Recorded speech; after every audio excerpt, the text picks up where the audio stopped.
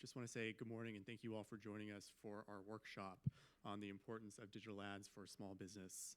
My name is Rob Retzloff, and I am the Executive Director of the Connected Commerce Council, and it's great to be back here at the U.S. Hispanic Chamber's Legislative Summit. For those of you who might not be familiar with the Connected Commerce Council, also known as 3C, we are an organization for small businesses that use digital tools and technology to run and grow their businesses. We work with small businesses from all across the country to help give them a seat at the table when it comes to public policy issues that could impact their business. We also help provide workshops on education, training, and resources so that small businesses can learn how to better harness the power of digital tools and technology to help their businesses grow and thrive in their local communities. Just out of curiosity, by show of hands, who here is a small business owner? Awesome. And of you guys, who actively uses digital tools and technology every day for your small business? Great. And then who uses digital advertising right now? Perfect. A lot more than I expected, which is great. So last year, we had the opportunity to present what was then new research on how digital tools are unlocking opportunities for Hispanic-led small businesses. And this year, we are excited to present new research on the value of digital advertising and how it levels the playing field for small businesses. We'll get to that presentation in just a moment, but over the next hour, we'll hear from several experts on digital advertising and how it can help grow your business and hear how some public policy proposals may impact the ad tech ecosystem. So without further ado, I am delighted to introduce to you our first panelist, who is a digital advertising and marketing expert. He's the founder of the Hispanic Chamber of E-Commerce and holds a bachelor's degree in economics and a master's in marketing. Since 2008, he has dedicated himself to fostering the growth of the digital economy and supporting small businesses. And through his work, he has had the privilege of collaborating with over 15,000 small businesses, empowering them to succeed and contribute to the overall development of the economy. Please give a warm welcome to Taide Alberto.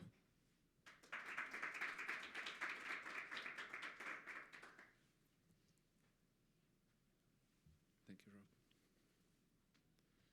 Let's see. I think this is a different one. Oh, no. Oh, there it is. Perfect. Awesome. Good morning, everyone. How you doing? Well, Rob already asked the questions that I wanted to ask you guys. And I only have 15 minutes, so I'm going to try to be as productive as I can in the next 15 minutes. And my goal is for you guys to get one golden nugget from what I'm about to share with you guys. I don't want to spend too much time on this slide, but we know that these are some of the challenges that small businesses are facing: access to capital, visibility, hiring employees, and competition from larger businesses. Over the last decade and a half that I have had the opportunity to work with small businesses in San Diego, where I'm based, but also as an internet marketing consultant, I have found digital ads as one of the most powerful tools to position small businesses in the marketplace, especially when they know exactly what they're working on. And they have been able to minimize these challenges by using the internet as a business tool. So some of the benefits of digital ads, of course, we all want to increase our sales and profit. So what you can do through digital ads is that you can reach a wider audience, cost-effective advertising. Some of you guys, the ones that are already advertising online, you can test enhance your visibility, improve the data tracking, and increase brand awareness. When you take this whole ecosystem into consideration, and when you know exactly what you're putting out there to your target audience, you are definitely going to see an increase in sales and revenue. Of course, your whole operation needs to be professionalized and optimized for you to get the results that you want to reach. Now, in terms of the different options that you have to promote your small business, most likely most of you guys are going to be on Facebook, but you know that you have Google, Instagram, YouTube, LinkedIn, Twitter. These are kind of like the most common ones in the marketplace. And you can see on the chart on that side the return on ad spend that you can get from different platforms on average. And this is a really cool study that Hootsuite put out last year when they surveyed about 15,000 small businesses. So you know what it is, return on ad spend is for every dollar, how much money you get back on your campaigns. And Facebook happens to be one of the top for that, and of course Google, because the searches, or people go to Google to search for a specific products and services. If you put your ad right there, it gives you a really good return on ad spend because people are searching for what you have to sell. Now, in terms of like how creative you can be with your online ads, you have different sizes. You can reach your target audience through different networks. These are just like some of the sizes that these platforms have available for your business. And of course, as you probably know right now, video is helping a lot to reduce the cost of ads and also allowing you to reach a larger audience. And for that, I wanted to share with you a couple of case studies. I cannot disclose the name of these companies, but these are campaigns that I've been involved with. This is a Google Ads campaign. When I started with this company was back in 2011, and I remember like asking for like $1,500 so I could run their ads, and I was like, no, I don't know if you're gonna be able to deliver. But $1,500 turned into $30 million in what is it, like almost 10 years and a few months. So this company went from $150,000 in 2011. We spent an average of like $3 million in 2022. But just imagine like how much money this company generated to be able to spend just on Google Ads, because we've been running ads in other platforms, $30 million on Google Ads. And we were able to outcompete a lot of their competitors in the marketplace because the strategy that we have for this campaign was like super laser focused. So my advice to you guys is like when you start tapping into, or you have that desire to position yourself better in the marketplace, there isn't gonna be anything better than digital ads. And here's another example, which it gives you different platforms. The market spend that we had on that one, it's like Facebook, Yelp. Of course, this is in the restaurant industry. But again, you can see how much money we spend on each platform and the total sales that they generated in 1 month. When we started with this campaign, the restaurant was about making like $600,000 in revenue on a monthly basis, and we doubled that revenue just because of how strategic the campaign was put together around the different locations that we have and how we were able to leverage, because once you get clients into your funnel or prospects into your funnel, then you can create a strategy around it so you can capitalize on those leads that you are getting, even when they are not purchasing like right away, or if they are not going to your restaurant right away, you put them inside your system, and then you can start like marketing, or I'm sorry, like sending additional pieces of marketing from there. Now, a lot of people ask like, okay, I'm running some ads, what's next? So Rob wanted me to share with you guys like 6 basic steps that you need to consider if you are gonna start running your digital ads. If you haven't conducted an assessment of your website lately, I wanna recommend you to reevaluate the information that you have on your site, because it's the first thing that most of your clients are gonna see. And from there, you're gonna have to invest in organic content, because it's extremely important that when you are running ads, you are not one of those small businesses that is just spamming target audiences, but you don't have like the digital footprint that it allows you to build that trust in the marketplace. So you have to put out a lot of valuable content out there for your products and services, so when they see your ad and they do more research about your business, it's like, okay, this looks legit, I like what they're saying, I like what they're putting out, so your chances of converting those potential customers into a client gets higher. And of course, content marketing is key, like cash flow is king, content is king too. So when you're, after you reevaluate your site and you start working on your organic presence, the next thing is that you have to have a very detailed content marketing strategy, because that's what's going to help you to get your top 3 most profitable clients into your funnels. Then from there, you move into the email marketing. We saw it throughout the pandemic. A lot of small businesses didn't have a database, and if they have it, they were not actively targeting that database. So my recommendation is that you put a lot of emphasis into building your email marketing strategy, because until this day, email marketing does work. It's one of the best ways to convert clients and actually to increase the value of your clients over time. Social media, if you guys are not active on social media, I'm not gonna recommend you to use all platforms, but I do recommend you to have a profile on each one of the platforms that makes sense to your business. Even if you're not that actively engaged in all of them, select the ones where you know that your customers are hanging out the most, because that's gonna help you with your overall online marketing strategy. And then once you consider those 5 steps, then you get to the digital ads.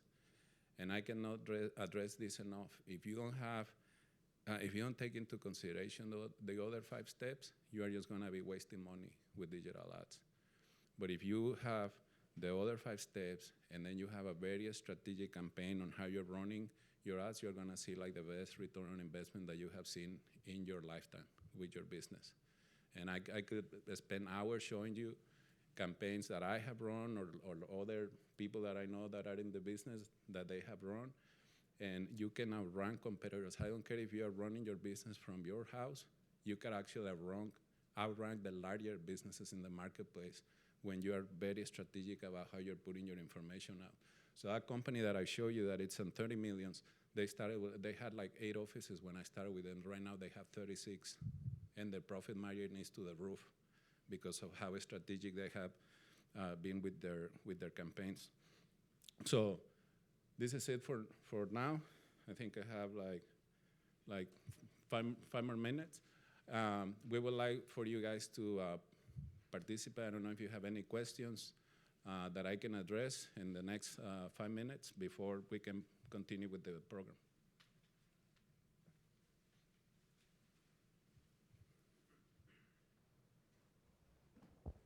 Hi, Nelson Borges from Alessi Group. We're a marketing agency, so thank you for the insight of the very informative. Would you be able to share the slides, all the slides presentation with us? Yes. Mm-hmm. Fantastic, thank you. Thank you, Nelson. I think I'm loud enough. You can hear me. Yes. If you go to the earlier, the first slide, that one. Oh. When you break, the next one. When you break down those numbers, is there a difference between clients doing campaigns in Spanish versus English? Well, one thing that you need to keep in mind when it comes about digital ads is like the stock market, right? So if you have a lot of businesses targeting keywords in Spanish, the cost per click may be higher. But what you can see right now is like there aren't that many companies targeting keywords in Spanish. So the numbers that you may get for whatever you do may be cheaper than keywords in English. But also that those numbers change throughout the day. I mean, I could show you like one slide of like a Google ad campaign, and you will see like the actual cost per click changing throughout the day. So when you say like, oh, like, you know, like that's why I gave you the average on this one, you know, and the average for the campaign has been like $1.8 per click in the last 12 years. But Thank you. But definitely Spanish is cheaper even until this day in general. Any other questions? Perfect. All right. Oh, one more. Hey, Taide, you have been talking about the e-commerce for years, but what is the importance, because the digital gap is the biggest challenge that we face since the pandemic. Mm-hmm. How if we can leverage the digital marketing to assist small businesses to reach out to the general market? Well, I never thought that it was going to take a pandemic to get business owners finally interested in the digital economy, because a lot of them survived thanks to their online presence.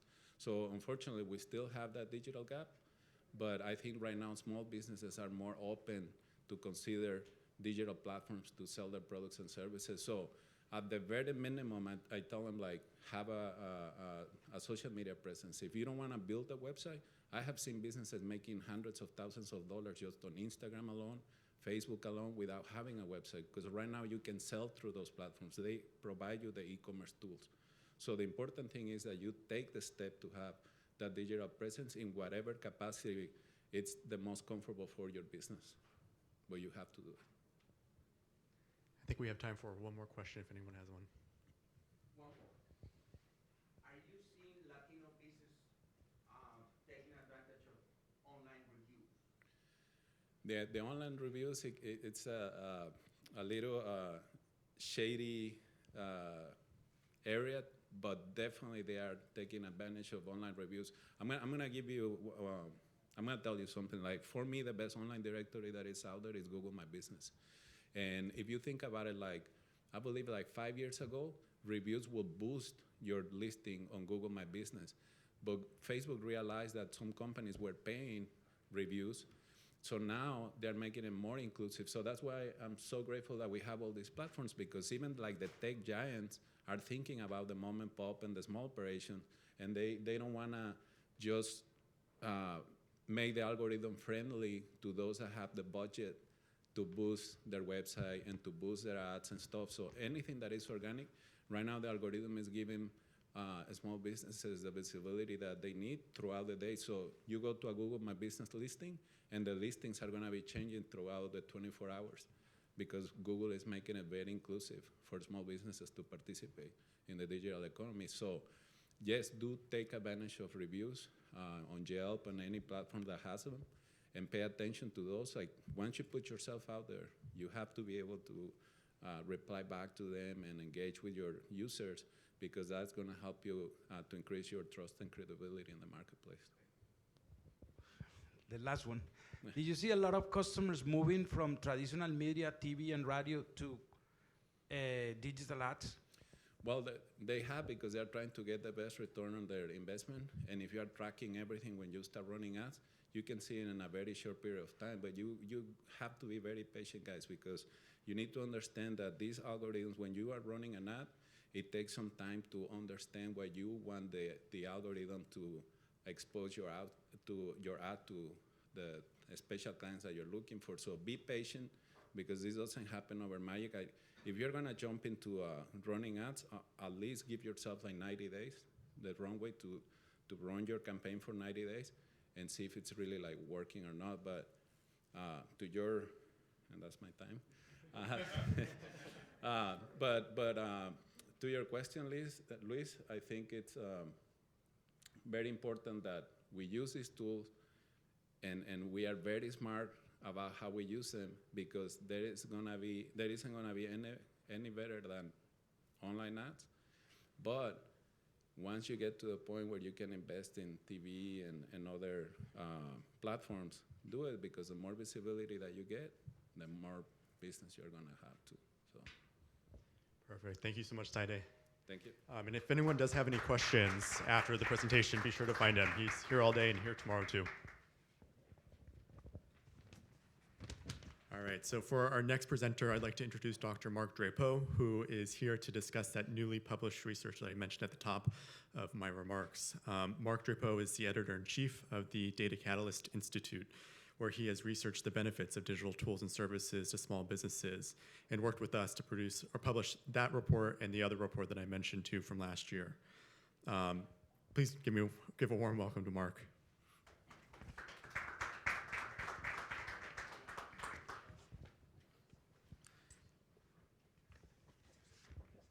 That's me.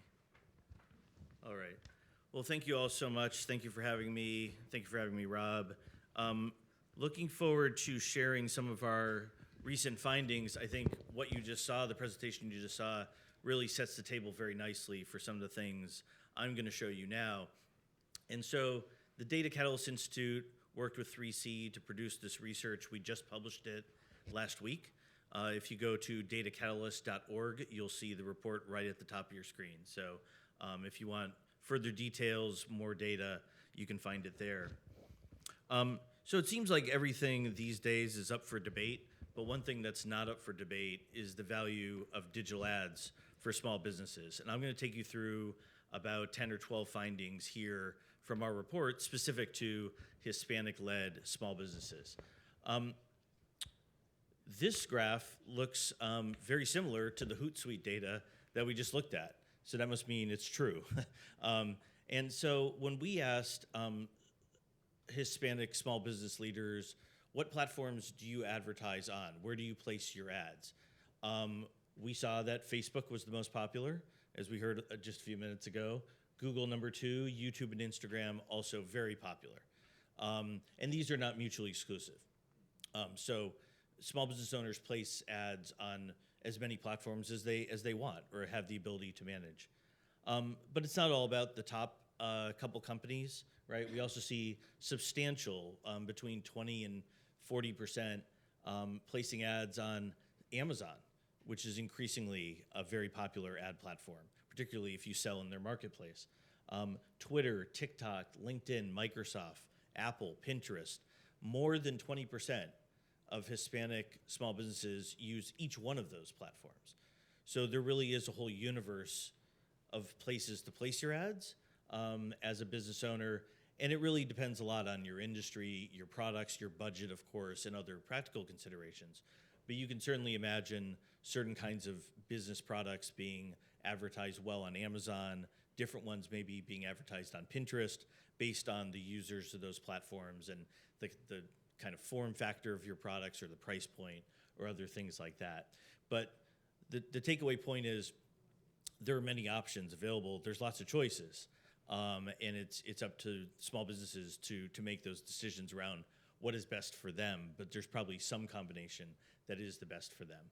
And this is really ultimately a great equalizer for businesses that helps them find customers, drive revenue, and one of the biggest pain points that was pointed out earlier, compete with larger competitors. So if you're a small business and you have maybe just 1 or 2, or maybe as many as 15, 20, 25 employees, you're still a bit small compared to some of your competitors in almost every case. But this ecosystem of ads really helps you compete. So let's look at some more specific ads or specific stats here. So we asked small business owners, what of your entire ad budget, how much of it do you devote to digital formats? And what we found is that 72% of Hispanic business leaders, or 72% of the ad budget is devoted to digital ads for Hispanic-led small businesses. And that's about 5% higher on average. I don't have a magic answer for why it's a little bit higher, but clearly it's important to this community, right? So that's about almost 3/4 of the budget. And the rest are more traditional formats. It's TV, it's radio, it's an ad on a restaurant menu, billboards, any number of things. Again, that depends a lot on what your business is like, what your budget is, what your products are, and so on. But overall, small businesses, it's 67%, right? So any way you look at it, something like 2/3 to 3/4 of small businesses are putting their ad money into digital ad formats. And on the last slide, I showed you a whole bunch of different options, right? The choices that you have of where to place your ads. On average, Hispanic small business advertisers use about 4. Okay, there's certainly a segment that uses 1 or 2, but there's also, on the other hand, businesses that use 6, 7, 8, right? So it averages out to about 4, and that's also kind of the national average across small businesses that we find. It's pretty rare for the average to be, I think we found one subgroup that maybe reached 5, but that's about it. That's the sweet spot. So what that means is you might be using, say, Google ads and placing ads on Instagram and doing Facebook ads like that. So that's what we mean by 4. You're putting things in 4 different places. And we also heard earlier about return on investment, right? What is the point of doing this? The number one answer, it's not on the slide, number one reason people place ads is to find new customers and sell things. There are also other reasons to build brand awareness, to do thought leadership, but the number one reason is to sell things. And that makes sense. I know there's a lot of small business owners, you have to make revenue, you have to pay for things, right? So What does that amount to in terms of dollars? Well, a majority, 56%, of the folks that we talk to are earning more than $50,000 a year attributable to their digital ads, meaning they think because of the ads they placed, those ads drove $50,000 a year or more. And of course, there are ways to track that. A third say it's driving $650,000 or more. Okay, and then there's the rest are earning less than 50,000, but less than 50,000 is not insignificant either, right? If you could drive 30,000 more in revenue off digital ads, would you do it? Probably, right? So, real dollars are being driven because of these ad placements.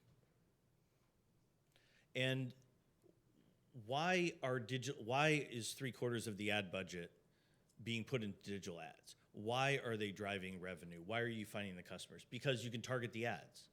You can find the right customers on the right platform. You can tailor who the ads are shown to, people interested in green bags, people who like teddy bears, whatever it is. But there's all kinds of very sophisticated mechanisms for targeting those customers, unlike your typical billboard on the highway or an ad on a restaurant menu. So 84% of folks that we talk to from Hispanic small businesses agree that those digital ads reach customers more efficiently than more traditional formats. So again, on average, they're still putting about 1/4 of their money into traditional formats. There's value in that, but there's probably more value in digital ad formats. And then finally, something we heard earlier too, competing with much larger competitors. In addition to access to capital and a couple other things, this is one of the major challenges small businesses face, right? But this is the great equalizer. And so 3/4 agree that digital ads help them compete with those larger competitors, right? So that is all really interesting, but that is not the only way in which ads help small businesses. You can look at it sort of in the opposite way. Many small businesses also monetize their online presence as publishers. And so you might think of a publisher as a media company that runs a newsletter or a news website or something like that. That's true. There are a lot of those, and we did talk to them.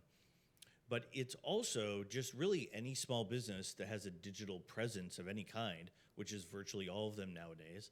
And that could be a website, a newsletter, a social media account, a video channel like YouTube.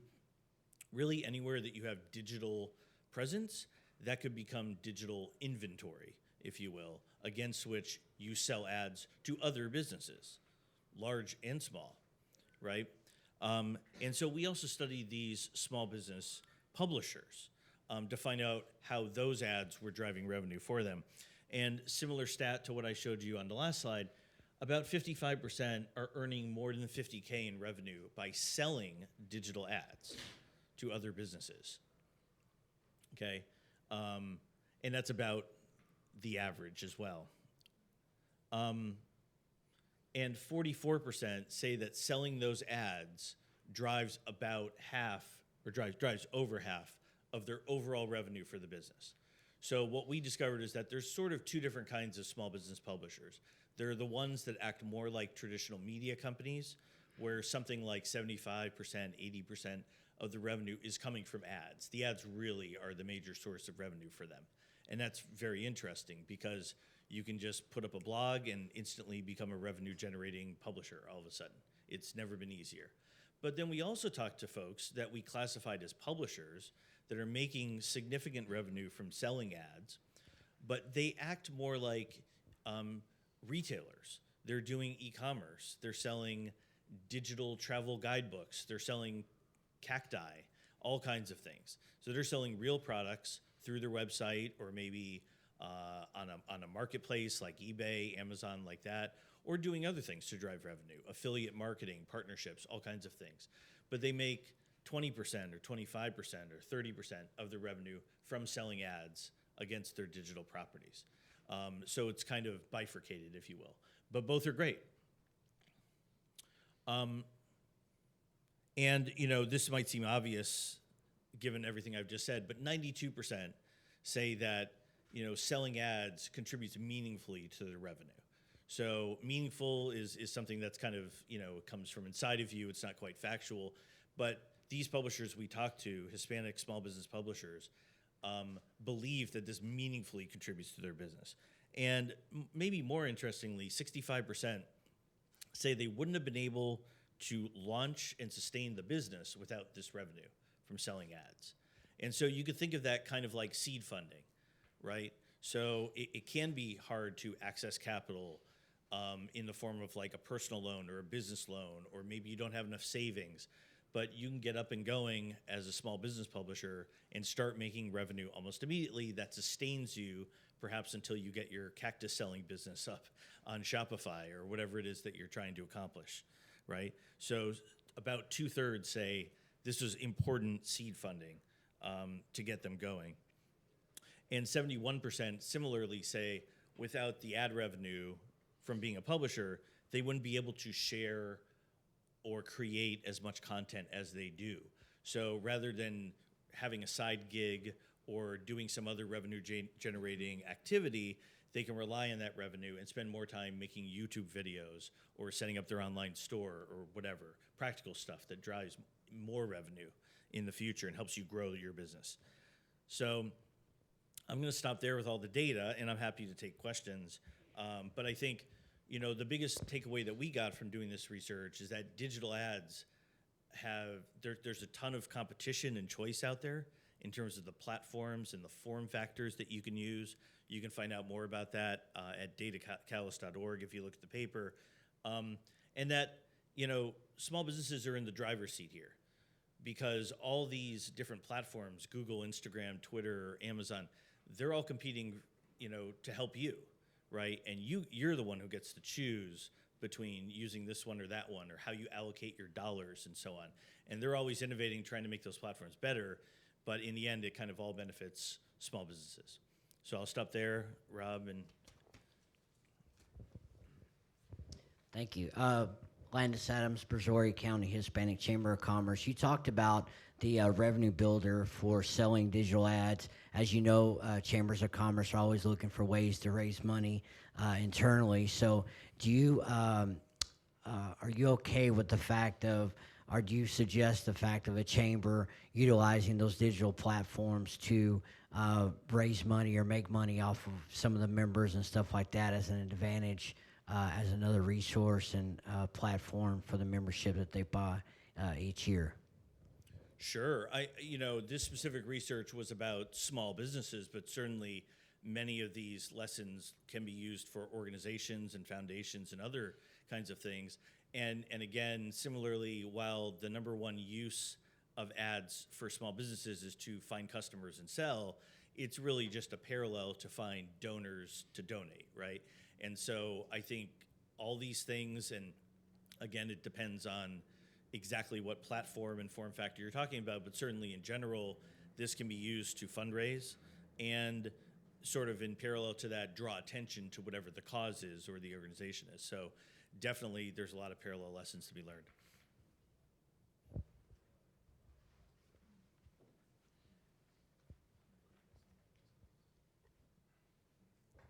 Yeah, once again, Nelson with the Lessig Group.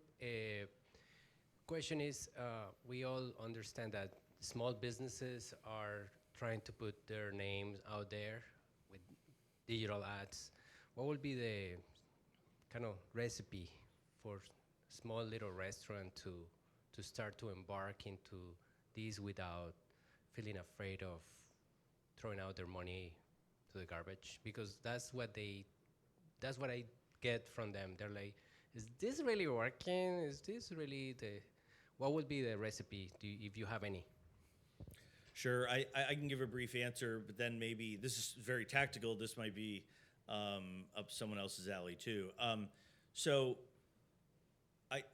We talked to some advertisers and publishers that were fairly large small businesses. We also talked to some that are very tiny, 1 or 2 people. And when you ask them what their ad budget is or questions like that that are very specific, at the end of the day, they start small and they experiment. So we talked to, there's a publisher we talked to or a publisher and advertiser actually that we talked to, her monthly ad budget is like $100, right? So she's being very conservative and experimenting and trying things out. We talked to another business, it's probably 9 people. They're spending $1 million a year on advertising. So you just have to start somewhere, experiment, figure out how you're going to measure success. What is that for you? Is it people coming to your website? Is it people actually buying a product? And that's business by business. And then you have to just double down on what's working and eliminate what's not working. But if you'd like to say anything to that. The only thing, like right now, platforms are pushing reels a lot. So a small restaurant should go with a reel. But the key for that is like they have to showcase their products, like the dishes and everything that they're selling in a way that they incentivize an emotion out of that reel, because you want them to engage with your ad. And when they engage with those ads, then you get the thousands of views, and from there, boom. It's so easy. And if they want to boost it $1 a day for 7 days, and you will see the magic behind that. I will say in this report, we actually have a section all about food and beverage businesses because we thought that was an important subset to look at. And the data is somewhat different. I don't remember all the statistics off the top of my head, but the data for food and bev is somewhat different than, say, retailers, like store retailers, physical product retailers. So worth looking at if you're specifically interested in that group. Rob, I think we got one in the back. One more question. Marcos Wanles from the Seattle Latino Metropolitan Chamber of Commerce. The question is, do you need to have a large following on your social media for ads to work, or what's the correlation between ads and social media following, likes and whatnot? Thank you. I'm far from an expert on that, but I think basically the answer is no. You could have, say, a restaurant Twitter account with 100 local followers, but that is not directly tied to your ad placement or how much money you could put behind an ad placement, or how you target it. So the simplest answer is no. It's a little more complicated, I'm sure, behind the scenes. Perfect. All right, thank you guys. Thanks, Thank Mark. you. And as Mark mentioned, if anyone is interested in reading that report, check out datacatalyst.org. And also on the one-pagers that were on your chairs, there's a QR code that links directly to that report on our website. All right, so for our next presenter, last but not least, I'd like to introduce John Potter, who will tell us a little bit about the ad ecosystem and some policy proposals that are out there that could impact the ad technology that we just talked about. So without further ado, John Potter. Go with this. There we go. Oh, this one. Thanks, Rob, and thanks everybody for spending some time with us today. I have been furiously texting and emailing like 4 different threads while I'm sitting here listening to these folks. I'm going to respond to the gentleman over there, I think, and a couple of gentlemen who asked questions quickly, and then I'm going to tell you why I'm insanely busy today. One of my first stories when I started working with 3C about 6 years ago now, 5 years ago, was a woman who she and her husband owned 3 Mexican restaurants in Florida. And they used to almost every day at 11:15 a.m. send out a coupon over Facebook to people who were geo-targeted within 3 blocks of their restaurant. It cost her about $1 a day. And almost every day, someone would come in with that coupon and say, oh, I want the $2 off special. So, right, what you really want is you're hoping that that customer becomes a repeat customer. But the ROI, right, for the $2 that she lost on the margin for the lunch versus the $1 that she spent on the coupon, and if she got 3 customers, right, the margin that's left, right, all that person needed to do was buy like 2 fountain sodas, and the margin was more than paid, right, everything was paid for. So it's remarkable how little you can spend on digital ads and Facebook promoted posts and Instagram, right, things like that, and it works. But now let me tell you about the government. Does anybody want to hear about the government? They're always here to help, right? How many people from Florida here? How many business owners from Florida here? How many chamber execs from Florida? Okay, we have some business to do when this is over. Seriously, some business to do. So Governor DeSantis, you might love him, you might not like him, right? There's a whole lot of range of opinions about Governor DeSantis these days. What we know is the legislature is done probably in late May. He announces for president sometime between there and July 4th, and he's off to the races, right? Last year, he had a great event. He had a great piece of legislation. He took on Disney and beat him to a pulp and got a lot of great headlines, right? He thought it was the greatest thing ever. Of course, this year he came back and corrected that bill a little bit. This year, he's taken on Amazon and Google and Facebook, right? So what does it have to do with digital advertising? Hello, Amazon, Google, and Facebook. So what's he doing at Amazon, Google, and Facebook? He's saying to the advertising agencies over $1 billion in size, right, or advertising firms that are over $1 billion or $3 billion, whatever, right? But he's targeting those three. He is taking on big tech because he's running for president, and he wants to smash them around and then use it when he runs for president, right? I get it. But what's he doing to you with that bill? That bill says the following. Consumers, this is the first time ever in the country, consumers will have the right to opt out of data sharing. In most places, they have the opt-out to data selling, right? So what's the difference? The difference is if Google collects your data as you're browsing the web, they can sell it or not. They can collect it, though. Collecting is critical. It's critical for small business advertisers. Because if they don't have the data and you want to target your ad to 3 blocks around, and they're not allowed, and geolocation data is specifically prohibited from being collected if the consumer opts out. So if you can't target your ad within 3 blocks or within 3 zip codes, if you can't target your ad to people who like pizza, and that's your business, you might as well advertise on TV because you're in the mass media business now, not the digital media, hyper-local, right, hyper-focused, relevant advertising business. You're in the mass media. The difference is billboards, everybody sees them. What's the percentage that cares? Television ads, everybody sees them, but what's the percentage that cares, right? So you're spending a lot of money to advertise for people, to people who don't care about your business or don't care about your product. On digital, because you can do, call it targeted advertising, personalized advertising, relevant advertising, because you can go through that checklist and say, I want to hit people in this town, in this neighborhood who like pizza, Tony's Pizzeria loves it.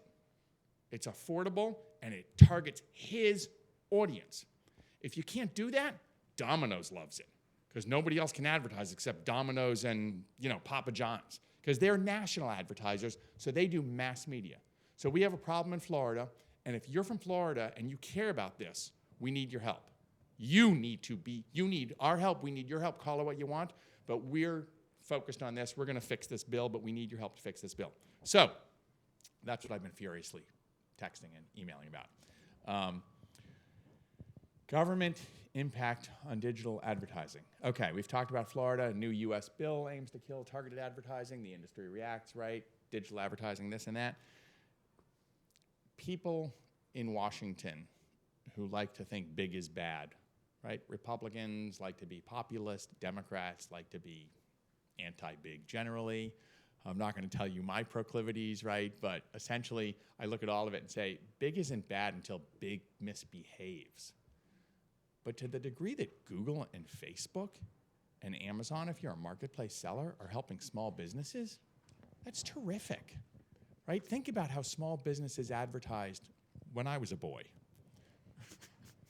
The local newspaper, the coupon mailers, door hangers, guys walking down the street with sandwich boards, late night television, right? Billboards. But none of that, not none of that, but most of that, you got no feedback. Yeah, somebody walked in with your coupon, they'd clipped it out of the paper, right? We worked with a plumber. She was in Kansas City. She said she used to spend $100,000 a year on Yellow Book ads. Remember Yellow Book? $100,000 a year on Yellow Book ads. And then she found Bookface, because it was new. And for $10,000, she got more business. But more importantly, she got data. She knew which ads worked and which didn't. She didn't have to wait a year to decide whether she was going to change her ad in next year's Yellow Book, right? She could do A/B testing daily. And she wasn't spending a lot of money. She was spending less money and getting more business, and she knew whether her ads were working or not and which ones were working. That's the beauty of digital advertising for small businesses. Government doesn't get it. Government thinks that big is bad even when big is helping small. And so the message that 3C does, and we do this with regard to antitrust legislation, oh, we have to break up Facebook and Instagram. Really? Because if I'm a small business person, I like the fact that I can upload a beautiful picture of my special entree of the day on Instagram and it automatically posts on Facebook also. I like the idea that I can upload that beautiful picture and put it in a Google display ad, or I can say, oh, you like guacamole? We have a special guacamole today. We're going to put it in the search term for guacamole, but only within a 4-block radius of my restaurant. So what is Congress doing? Congress is saying, and I suppose we should move the slide so people can see, right? Congress is saying, we're going to go after Google regardless of the fact that their analytics and their maps and their reviews work for you, work for small businesses. That Google business profile, or today called it Google My Business, that people call it different things. When you go online and you search on desktop or on your laptop and you search for a local business, it pops up in the upper right corner of your business, right? Of your screen. It says the business name, the hours, has the reviews, and it has a map to get there. It's extraordinary for local businesses. We had a guy who Rob and I helped fix. We helped fix his problem. His problem was his Google business profile was only showing one of his locations. He had 2 bars. It was only showing one. Literally, his business dropped 20% because everybody thought his other business had closed. And so we had to help him, elevate that problem within Google. Rob made a couple of emails or a couple of phone calls, and lo and behold, it worked. He's now one of our best advocates in Minneapolis because he can say it works. And by the way, it's free. If you're a local business and you're not claiming your Google business profile, you're losing money. You're just losing money. It only works for brick and mortar businesses, but it integrates it in the map automatically. It lets you control the hours. It lets you look at the reviews and respond to them. It's brilliant. They don't get it on Capitol Hill, that Google is giving you a free service that drives money into your pocket. It's kind of insane. Now, who doesn't like this? Yelp doesn't like this. I love Yelp. Yelp is for restaurants. TripAdvisor is for travel. Google Reviews is kind of for everything, right?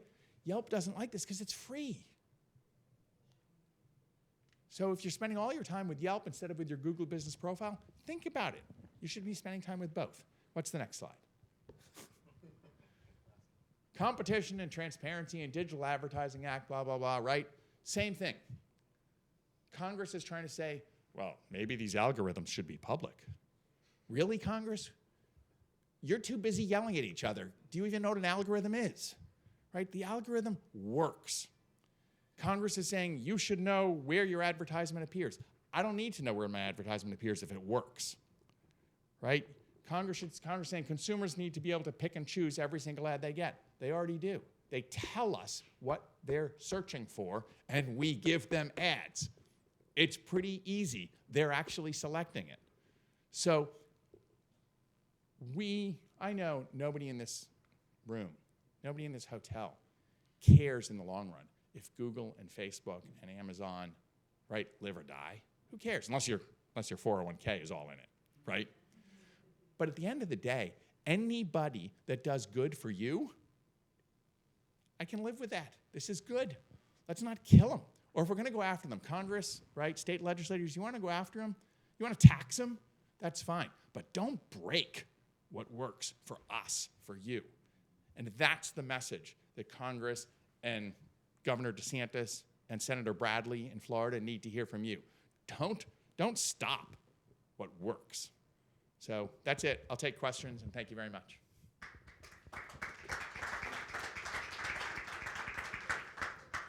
Any questions for John? Hi, John, and thank you very much for your very enthusiastic presentation. The question would be, what would be the difference between being able to opt out of any advertising and, as it is right now, I don't know, not so much opting out because you have or don't have the possibility? Would that really affect the market? Because if I don't want to look at, I'm just very simply and not expanding on the thing. But if I don't want to look at an ad and it shows, that's even negative advertising for the person. And it's a very repetitive ad, because I had that. Like, I had constant ads, and I don't even want to look at that, and I'm looking at them. Wouldn't that also be like a little bit negative advertising for the sponsor? Would it be better that I don't see those ads because I didn't choose it? How would you reason that one out? So there's 3 levels to that, and I appreciate the question. The first thing is the content is free. The writer's got to get paid, right? The magazine or the newspaper, right? The publisher of that website has to get paid. So how do they get paid? They get paid generally through advertising that leads to referrals, right? So they have to get paid. So you're going to get ads. The question is, are you going to get ads that are relevant to you, or are you going to get ads that are not relevant to you? And if you're a 24-year-old happy-go-lucky single guy, you shouldn't be getting ads for baby strollers, right? It's just not interesting. But if you're a mom-to-be who's, out there looking for pregnancy tests and out there looking for, how am I going to feel when I'm 6 months pregnant, right? Strollers are probably a pretty good ad. So it's the relevance of the ad. It's not that you're not going to get them. Just like on television, right? You're getting different ads on television when you're watching the NBA or watching March Madness than you're getting in your streaming. Because streaming gives you relevant ads. Television gives you ads you don't care about. I already have auto insurance. And by the way, I already have a cell phone carrier, Mr. Verizon, right? So that's the difference. Anna Quiroga. I got a question. How do you think open AI systems will change the way we market and the future of it? The short answer is I don't know. The second answer is I'm 60 years old, so I can spell OpenAI, but I don't know a lot about OpenAI. And the third answer is we're going to adapt. Whatever it is, right? What we're learning with ChatGPT and OpenAI and things like that is they do okay, but they make some big mistakes. And if you over-rely on automation and don't have that human component, you're going to make some big mistakes. So if you want to sample things and start, that's fine. But we're just seeing already, what did I read? That one of the systems, if I say, my name is John, and then put in 4,000 words of gibberish, and then I say to it, what's my name? They don't remember anymore, right? So the systems need a lot of perfecting. Some of you are as old as I am. Back in the day, when there was Excite and At Home and 16 different browsers at the beginning of the web browsers, right? How did Google win? They didn't win because they were the only one. They won because they were better. And it happened nobody advertised back then their browser, except for maybe some of the big stupid companies, but they were out there. And I remember sitting in the library and doing the same search in 4 different browsers to see what would come up. Google won because they were better. That's what's going to happen with ChatGPT and OpenAI and things like that. Somebody will emerge. For now, everybody should probably do a little experimentation, and let's see what emerges. So you're not scared of a close future that most of the humans will just simply lose their jobs? I didn't say that. Your question was about advertising. Your prediction, there will always be demand in this country. What do we have a shortage of right now in the workforce? What do we have a shortage of? Plumbers, right? Construction, plumbers, people who fix roads, people who do factories, right? We're now onshoring our government policy, right? You look at the pandemic, and we had supply chain problems, right? All the drug ingredients, the pharmaceutical ingredients are coming from India and China, right? Huge supply chain problems in chips, and we're onshoring manufacturing again. We need people who know how to work in chips factories and build and create silicon wafers, and not just create them in their brain with the algorithms, but to create them on the factory floor. So we're going to have a whole lot of jobs that we didn't, in 10 years that we didn't have 5 and 10 years ago. It's almost like a Back to the Future. So I think the short answer is there going to be changes? Sure. Are we going to adapt? Sure. Are some people going to be left behind? 100%. Hopefully we're going to have all sorts of retraining and things like that, just like we've tried to do for steel workers and coal miners. So we're just about at time, so one more question. I have a question.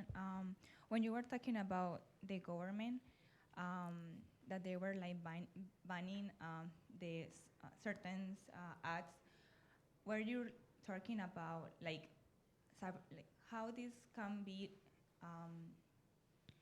related with cybersecurity purposes? Like they were, like how they maybe preventing data breaches? So cybersecurity and data security are really two different things, right? When we think of cybersecurity, we think about hacking. We think about breaking into systems and making sure that our locks and keys, right, are secure. When we think about data security, we're usually thinking about personal data and who's controlling our personal data. So what we need to know, I think, as consumers and small businesses is that as a consumer, what do I care about? I care about the people that control my data have good cybersecurity, right? But I also care, I want them to use my data to get me better products and services cheaper. I want to get me more consumers cheaper. As a small business, when you partner with one of these big companies for your advertising or for your data, for your CRM, right, your Salesforce or your constant contact, for the most part, if you're using a brand name, you can be confident that they know what they're doing on cybersecurity. They're holding your data close. They're following all the rules. They're staying on top of it. You don't need to worry about having a server in your back room, which is actually more at risk than using the cloud if you're using a brand name cloud. So I can tell you that government is focused on both, but they're not really related except, it's two different sets of policy missions.